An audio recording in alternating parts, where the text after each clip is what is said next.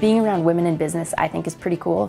Notre Dame's done a great job of getting the women who are here to be really, really pivotal in our program. They not only have pushed me to become a better leader, but also I've learned from different leadership styles. I come from a very male-oriented industry, and I'm looking to go into a very male-oriented industry. So to have this reprieve here of my one-year MBA to meet other women in business and to see where they're headed in their lives has been pretty cool. And they've pushed me to be a better person and a better leader.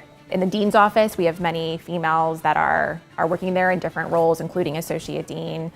We have academic directors who are females. And then, of course, we have many women in the classroom teaching courses, and not just teaching, but also excelling in their research.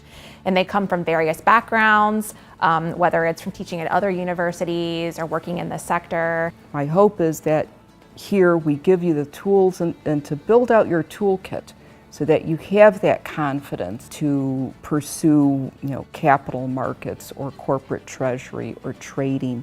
And I've been there. I've been on a trading floor where there are only a handful of women, but I think there are opportunities, and my hope is that the next generation of young women sees that and can take it, to the next level and build and pursue their own careers. I am committed to helping that next generation do that.